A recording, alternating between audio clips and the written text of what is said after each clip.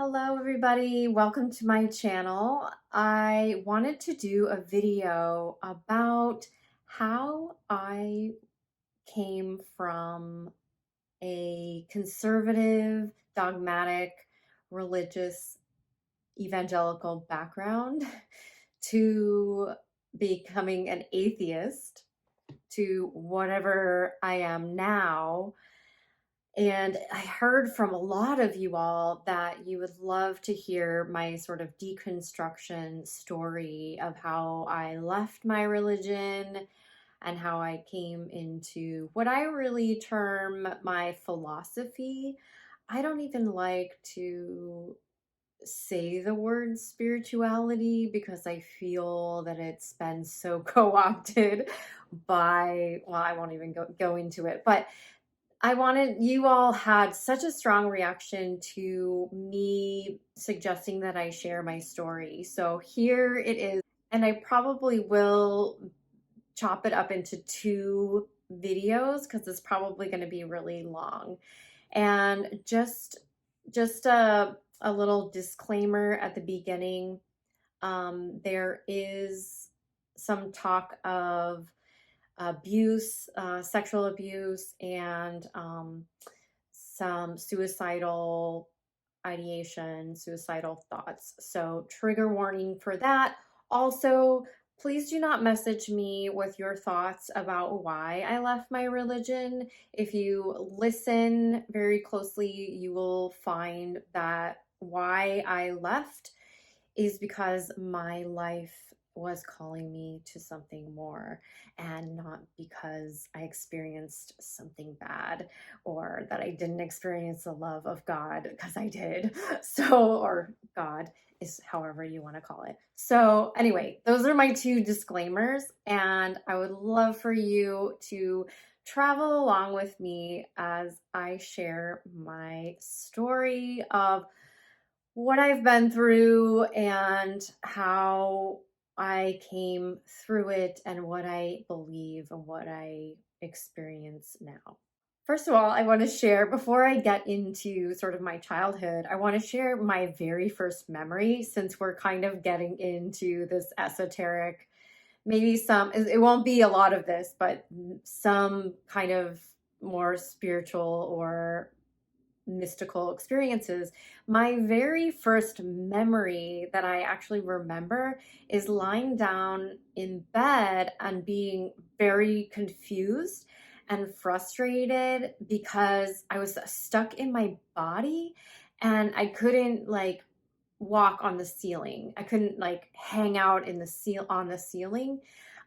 This, I don't know how old I was. I must have been a baby because of everything I've studied from people who've had out of body experiences. I think that memory is pretty funny because I remember feeling so frustrated because I was trapped in a body. So that's my very first kind of mystical experience, from when I was just I don't even know how old I was, but yeah. So my story starts with the family that I was born into, and that was my father, who was a pastor of a very conservative Christian evangelical denomination.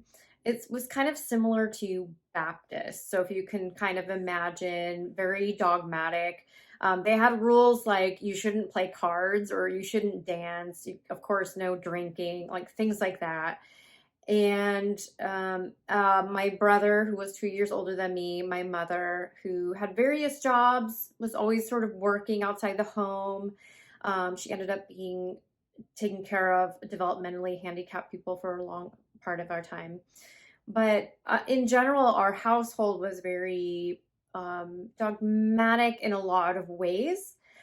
But also, my dad was an artist, so he was very creative and kind of a rebel. So there was kind of a mix there. But when I was younger, my father was just has a very anxious demeanor. So he was always very anxious, very nervous. And when we're babies, we borrow the nervous system of our caretakers, right? So he was always hyper anxious. angry, especially when I was younger. He's better now, but he was very angry, always yelling, always flying off the handle, verbally abusive to my mother, and always getting into arguments. So, we would go to church and then we would come home and he would be yelling and screaming and punching holes in walls. My brother and I were meant to be, we were always had to be very put together, and we were basically shown off as extensions of our family, extensions of him, pretty much. So we had to be perfect. He would put me on stage a lot. We always had to have our act together, right? Like, and we would always be going to a lot of different churches, we moved around a lot. So there was always the sense that we always had to be perfect. We always had to be put together, even though he was sort of this narcissist and sort of always um, could just do, fly off the handle at any moment. But we couldn't express our emotions or we would get the belt. Even though my parents really had this like deep caring for people, they would always put those people kind of before us, right? So the church was first, and they would always be sort of like when we were young, they would leave us at home and just go to church and just leave us at home. There was just kind of utter chaos of homeless people coming and staying in our house constantly. Just multiple different kinds of people staying at our house, just constant. It felt to me like constant chaos as a child who was very sensitive. We lived in these apartments where, like, the my friend who lived below us, her parents were drug dealers. That apartment we had at one time, people kicked in our door when they were having Bible study. I witnessed sexual abuse from like just my window, just looking outside. Bodies were found like in the alley, from drug abuse or whatever, murders, I don't know. So just this constant fear, constant chaos from inside my family and outside environment, right? And so my mother, as much as she wanted to protect us, she didn't have the emotional capacity either, or couldn't also create an environment of stability. My brother also was abusive to me and tried to kill me or threatened to kill me with a knife and chased me around and verbally assaulted me and things like that. So at the age of 8, I wanted to kill myself. I imagined jumping out of the window, things like that. Like I really was in severe depression. I told my dad, it's just so hard to be myself. So was in severe depression, but also just from everything piling on top of me since I was young, I didn't have a sense of self. If you've grown up with a narcissist or if you've been in a relationship with a narcissist, there's a sense of you don't have the ability to create your own, explore your own expression, right? It's pushed down. So in this way that we are told what to do from God, from the church, from the main narcissist in the family, from other people, our expression is pushed down. So that's kind of what happened to me, right? But at the same time, I really had experienced this, like, I don't know, strange things, I guess, from, I guess, the spiritual or God, where I always joke with my dad, I'm a little bit psychic, and he hates it when I say that. He's like, well, you have gifts from God. But I would have dreams that would come true. I would know things. Like one time, there was a phone call like at late at night, and I saw in my mind these people that I barely knew, but I knew that they had died in a car crash, and I saw it in my mind, and sure enough, that's what happened. That's what the phone call was. And like I just knew things a lot of the time, a lot of dreams. I think I mentioned this before, but I would always ask God because we moved a lot. I would ask God for a cat, and I would always find a cat. Like I would manifest things, right? Like that. Like I knew that I had this relationship with God in this way that I could ask God for things and I could manifest them, right? So I knew that there was this dynamic with what I called God, but this sense of like, I guess a sense of love and a sense of connection to the greater universe, to life, and that I could create things. And so I think that is something that I really value and that my family actually did teach me as well. So my dad was very much into, you can be who you want to be and create what you want to create. And this sense of relationship with God or something higher than you. So that as a value was actually something very valuable that I take with me. I was very sensitive and very empathetic and empathic. And so that at the same time, I had very little boundaries, right? So I always had these bullies, coming from an abusive home. Of course, I always manifested bullies. I manifested, abusive relationships. So I ended up going to a conservative Christian college where I got a counseling degree, but I realized that I had no boundaries because I had never been taught how to create boundaries. So I couldn't do this work because it literally took everything from me, right? And so I ended up going to kind of this missionary school where they teach you how to be a missionary. It's just it's so weird when I think back on it now. But I went to this school, so then we go and we do these like missions in other places. And I ended up meeting this man from Japan, and we ended up getting married because that's what you do when you're religious.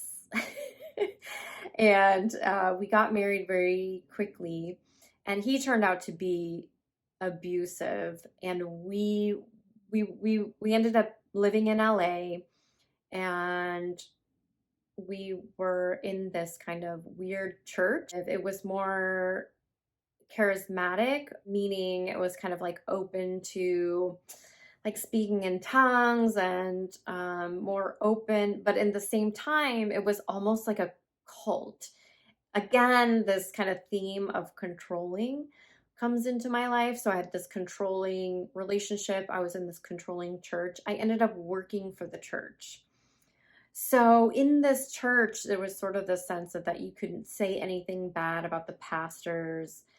It was very, it was, they would get a whole bunch of money from people who would give money to them. And then the pastors would just spend the money on stuff like huge, sushi meals or, buying $1 million houses and things like that. And it was just so gross. And so at this point in my life, I don't know, something started to kind of switch for me.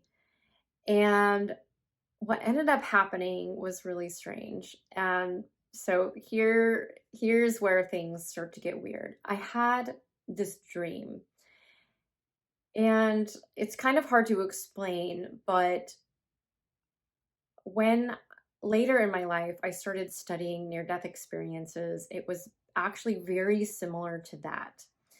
And I'll explain a little bit of why. So in the dream, I had at the time been feeling a little bit of frustration in my relationship because it was abusive.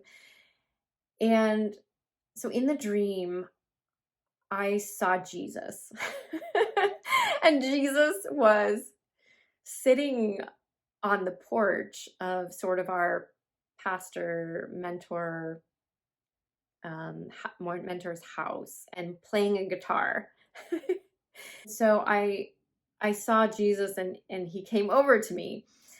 And so what happened was I looked in his eyes and I saw reflected back to me all of this love that I can't explain. And so when I later on in my life studied near death experiences, all of the near death experiencers say that, well, like 95% of them say that they experience this love that they can't explain. They can't put into words, but it's sort of like this all consuming love.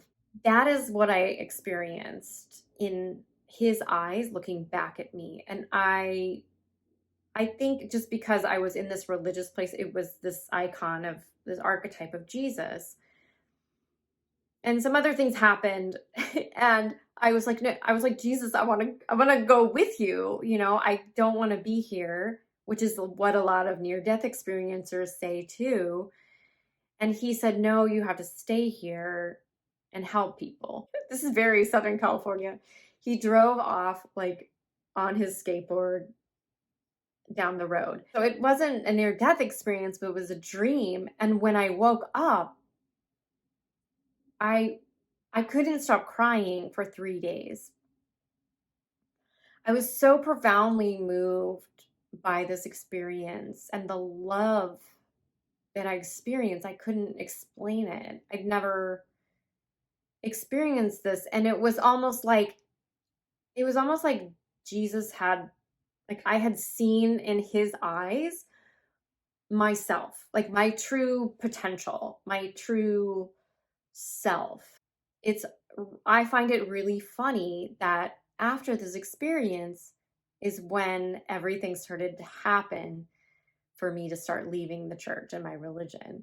Is when I met Jesus. After I met Jesus in my dream, is I started leaving my religion. So that is really interesting. So I'm going to do the second half of this video and kind of divide this up so you can hear the next part of what happened after this if you watch the next video. So thanks for joining me here. I'll see you next time.